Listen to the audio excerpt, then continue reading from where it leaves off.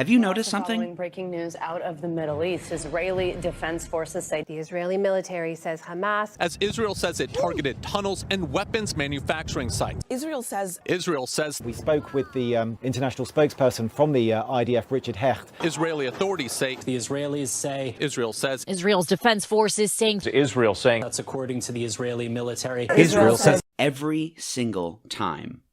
But over in Israel, prominent journalists stopped believing the military years ago.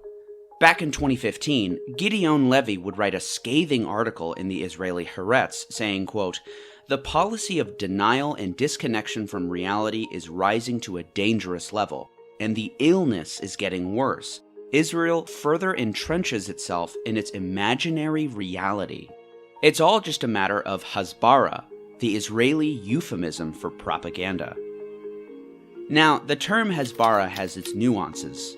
Hasbara is one of those wacky Israeli words that defy translation, but as senior Haaretz correspondent Anshel Pfeffer maintains, hasbara is simply the act or profession of explaining.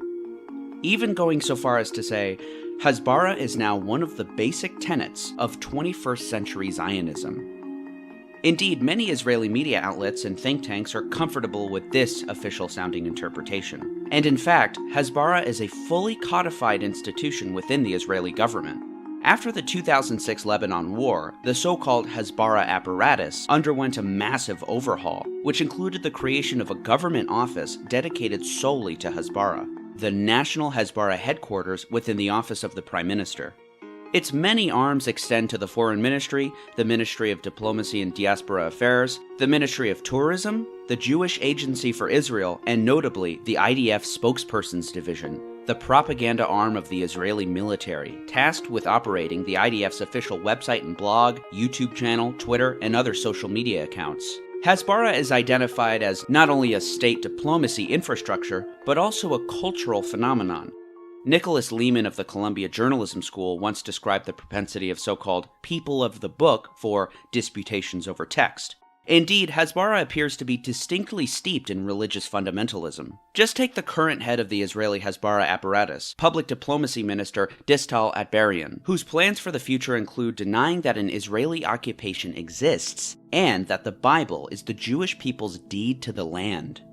Other responsibilities as hasbara minister will doubtless include overseeing hasbara operations, the purpose of which being to facilitate the synchronization of Israel's narratives, especially during wartime. For this reason, official military communiques have earned the ire of even seasoned Israeli journalists. The state authorities have acquired for themselves a shady reputation when it comes to their credibility. And it's not only journalists, by the way, but also the IDF's very own Major General Yitzhak Brick, who complained that the military suffered from a, quote, culture of lying. In a stunning expose, Brick described within the IDF a culture of lies, whitewashing, squaring circles, concealing information, and coordinating testimonies of those involved before military police investigations begin. After Hamas was elected to power in Gaza in 2007, the US government sought to stage a coup with the full backing of Israel. They failed. After which, Egypt brokered a ceasefire, which Israel violated in November of 2008 by staging a cross-border raid, which killed 6 Hamas officials. Despite breaking the ceasefire, Israel formally justified the attack by saying it was in self-defense against rocket attacks. In the air campaign that ensued, part of the IDF's so-called Operation Cast Lead, 3,000 sorties dropped over 1,000 tons of explosives. And, despite Israeli denials, among the weapons were cluster munitions and incendiary white phosphorus bombs. Mark Garlasco, former chief of high-value targeting at the Pentagon, who later worked with Human Rights Watch, would describe his frustration when investigating Israeli forces. They said in Lebanon they did not use cluster bombs. We found 4 million. They evade answering that they use phosphorus, and we stand there every day watching. How can anyone trust the Israeli military? And though official Israeli statements were replete with falsehoods, a culmination of the hasbara apparatus, the State of Israel employed other covert means to push their narrative. In Operation Cast Lead, we turned to Jewish communities abroad, and with their help, we recruited several thousand volunteers, said Ilan Stolman, who is Deputy Director of the Information Department at the Ministry of Foreign Affairs, a key fixture of the Hasbara infrastructure. In an interview with the Kalkalist paper, Stolman answered questions about a new professional team of comment writers who will flood websites around the world with pro-Israeli messages, and who will participate in discussions about Israel on blogs around the world, and on websites such as Facebook, Twitter, and YouTube. Twitter, in particular, would receive, quote, round-the-clock activity. In a pattern that would be repeated in the future, the ministry would recruit educated young people who speak foreign languages and use social media. Our people won't say, "Hello, I'm from the Ministry of Foreign Affairs," nor will they necessarily identify themselves as Israelis. They will speak as citizens and write responses that will appear personal, but will be based on a pre-prepared list of messages compiled by the Ministry of Foreign Affairs. In 2013, the Prime Minister's office would deploy so-called covert units of their own to Israeli universities, taking to Facebook and Twitter, and also not disclosing that they were working for the government. These units would be set up in a, quote, semi-military fashion, with a student senior coordinator whose tuition would be covered in exchange for their participation. The other students working under them would also receive partial scholarships. The next year, Israel would launch yet another war on Gaza, this time called Operation Protective Edge.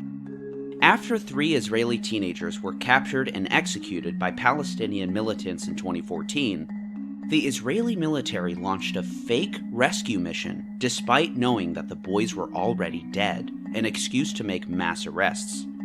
The massive air war that ensued destroyed 18,000 homes in Gaza and killed thousands of people, in one of the most devastating consequences of Israeli lies via Hasbara in recent memory. To use one example which is emblematic of the whole 2014 war, the only rehabilitation center in Gaza, Al-Wafa Hospital, was completely destroyed in the bombing.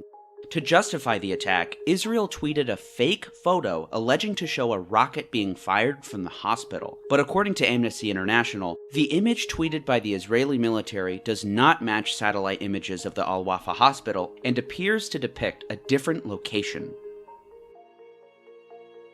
Such is the nature of the Israeli Hasbara effort, the principal objective being a positive spin on Israeli actions, and as the documentary record shows, the truth is irrelevant.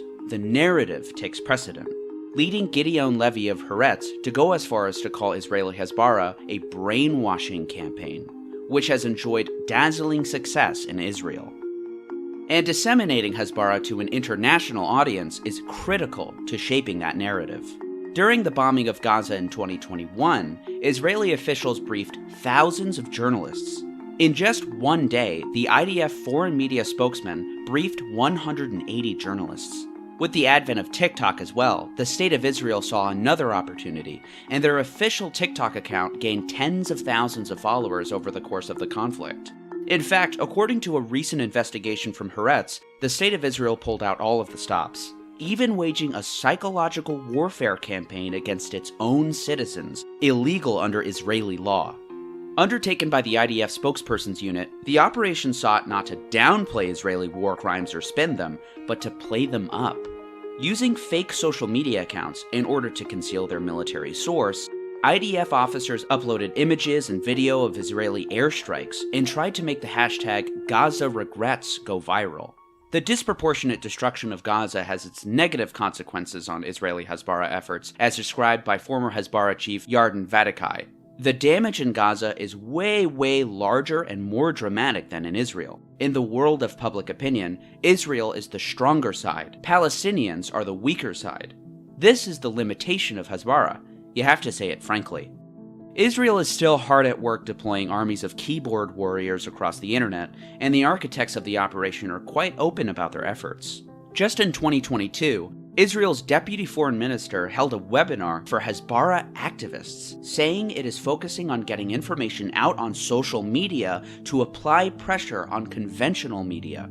The so-called online briefing was attended by about 100 participants, including activists and social media influencers. The deputy foreign minister, who at the time was Mr. Idan Roll, spoke very candidly to them about their important role in shaping public perceptions of Israeli military operations, saying that one of the biggest challenges is to fulfill as many operational goals as possible and as quickly as possible before international political pressure requires the country to halt its campaign. This determines how much breathing space the world gives us to continue hitting our targets, he said. This is where Hasbara comes in. Hasbara gives us time and gives us legitimacy to act and protect ourselves. He called social media specifically an instrument to apply pressure on conventional media. That's the name of the game these days. Also following breaking news out of the Middle East. Israel says Israeli authorities say. Hey everyone, thanks so much for watching, and if you enjoyed this video, or you feel like you learned something, please consider subscribing.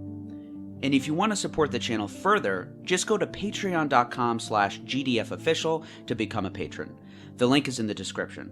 There you can watch exclusive and completely uncensored videos and join the Discord server. It's really a great community there. I also accept donations via PayPal and Cash App. Those QR codes are on the screen right now. Also, those links are in the description as well. I'd really appreciate any donations since YouTube hardly monetizes my videos. And it all goes to supporting the channel and making better quality content and helping with my research.